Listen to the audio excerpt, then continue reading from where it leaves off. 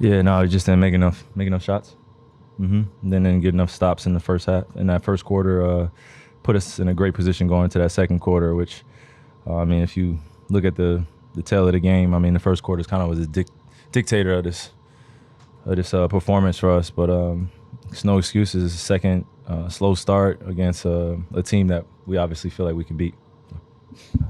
He just called me out my name.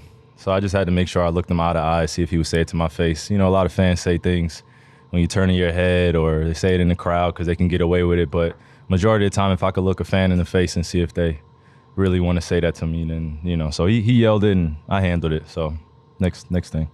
I mean, it's definitely making or missing shots. But like I said, kind of like a week ago, just trying my best to manage this. And, you know, there's a lot of desperation basketball needs to be played down the stretch, especially where we are in the season and also in the standings. And, you know, I just would love to just be 100% healthy and just being able to just play and flow in the game. But, you know, I'm out there, so there's no excuses. I just got to strap up my bootstraps and, you know, be everything that I can for my teammates and the coaching staff. And don't want to get too cliche here, but just got to keep on moving forward and keep on progressing. Chop wood, carry water, same thing.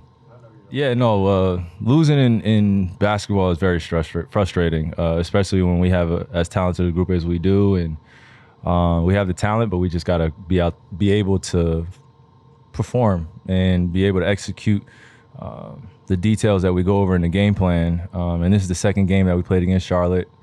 And these are dangerous games, you know, in the season because we're obviously playing for something. They're not playing for anything. And you can tell after they celebrate after the game, you know, the home crowd, you know, a little surprised too. You know, they're celebrating because they haven't had, you know, a consistent flow throughout the season. But when they beat us, it's a big deal. And I've realized that being in the league, anytime a team goes against me specifically, but now also Luka, you know, or Dallas Mavericks or whoever we're playing and it's a great player on the team, the other team, the opposing team wants to beat them.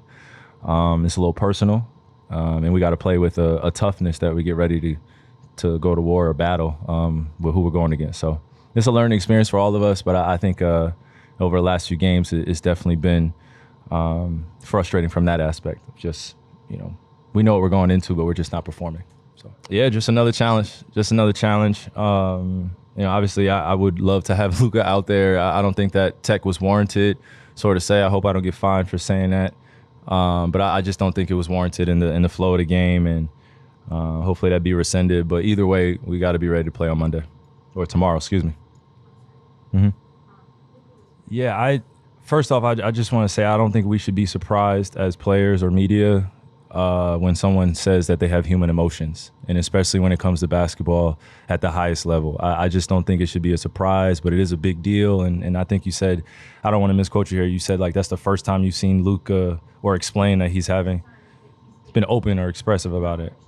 Yeah, I'm sure he's had some private time to acknowledge it, but when he acknowledges it in the public eye, I think it's usually suppressed emotions from a long period of time, and he just wanted to get it out and get off his chest. And I'm proud of him for, being honest and open.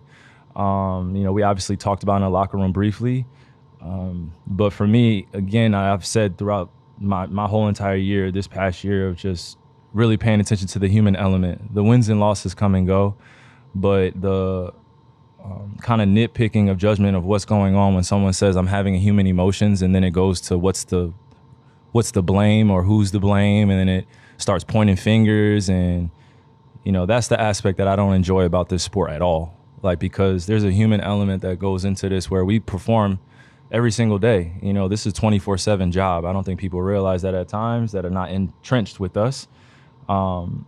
But I'm grateful that he was honest, but we just got to help him and support him as best we can. And I've been going through personal things myself as well. And we just got to really put our arm around him as a brother and as a human being. And as humanity, we should care too. You know, the wins and losses will come and go, but I just want him to be okay in that peace. So.